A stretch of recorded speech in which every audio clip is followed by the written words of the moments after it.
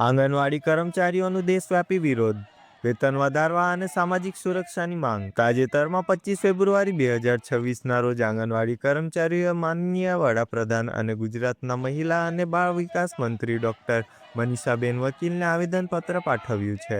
કર્મચારીઓનો દરજ્જો અને વેતન છેલ્લા 50 વર્ષથી કામ કરતા આંગણવાડી કર્મચારીઓને સરકારી કર્મચારી જાહેર કરી સુપ્રીમ કોર્ટ આદેશ મુજબ કાર્યકરને 24,800 રૂપિયા અને સહાયિકાને 20,300 રૂપિયા લિવિંગ વેજ ચૂકવવામાં આવે.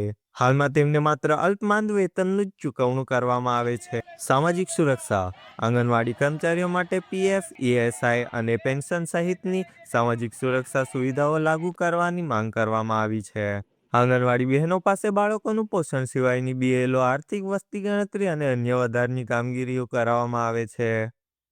મારું નામ છે ચૌધરી કૈલાસબેન, આંગણવાડી કાર્યકર. હું ભારતીય મજદૂર સંઘમાં તાપી જિલ્લામાં અધ્યક્ષ તરીકે ફરજ બજાવું છું.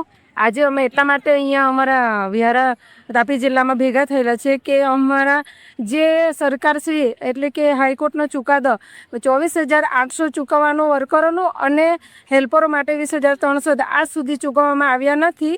અને બીજું, મોબાઈલની અમારા ભારતીય મજદૂર સંઘના કાર્યકર્તાઓ અવારનવાર સરકારશ્રીને મળે છે મોબાઈલ માટે, સેલરી માટે, તો એ લોકો તારીખો પર તારીખ આપે છે.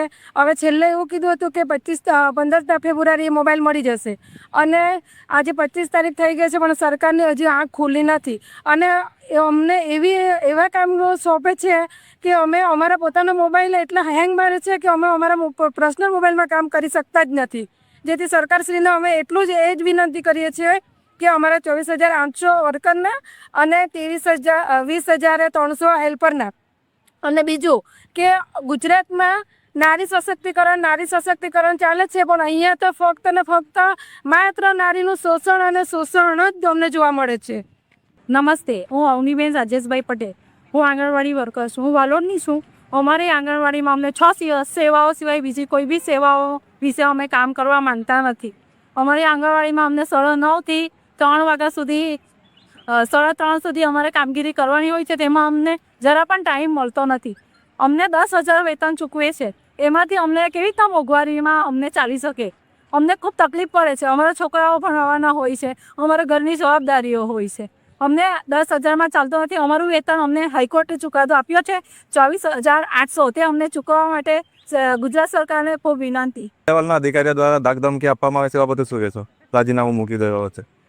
સ્ટેટ લેવલના અધિકારીઓ અમને કહે છે કે તમારે બધી જ કામગીરીઓ કરવાની રહેશે, પણ અમારે કરીશ પણ અમને ધમકી મળે છે કે તમને છૂટા કરી દેવાનો, 3 નોટિસો આપતો છે, તમને છૂટા કરવાનો અમારી પાસે અધિકાર છે. મારું નામ સુરેન્દ્રસિંહ રાજ છે, સહસંગઠન મંત્રી સુરત વિભાગ. આજ રોજ 25 તારીખના પૂરા દેશની અંદર આજે ધરના, રેલી અને વિરોધના કાર્યક્રમો જ્યારે ભારતીય મજદૂર સંઘ આપ્યા છે. અત્યારે 6, 7, 8 ફેબ્રુઆરી અમારી જગન્નાથપુરીમાં જે રાષ્ટ્રીય અધિવેશન થયું એમાં જે બી ઠરાવો અમે મૂક્યા છે એમાં આંગણવાડી, આશા વર્કર, મધ્યાહન ભોજન, પીએફ, ઈએસઆઈ અને પીએફની અંદર બી તમે કદાચ જોયું હશે 1,000 રૂપિયા અત્યારે પેન્શન છે. એમાં બી અમારી 7,500ની માંગણી છે. આ બહેનોના પ્રશ્નો, મધ્યાહન ભોજનના પ્રશ્નો, કામદારોના પ્રશ્નો, આ બધા પ્રશ્નો આવનાર દિવસમાં જે સરકાર અત્યારે કેન્દ્રની અને ગુજરાતની એ બંને બેરીજ થઈ ગઈ છે, એ લોકોને ખબર નથી. એ લોકોને એવું છે કે હવે અમારા વગર કોઈનો ઉદ્ધાર નથી. પણ સરકારો કાયમ રહેતી નથી, સરકારો અવારનવાર બદલાય છે. એ લોકોએ યાદ કરવું પડશે. બરાબર?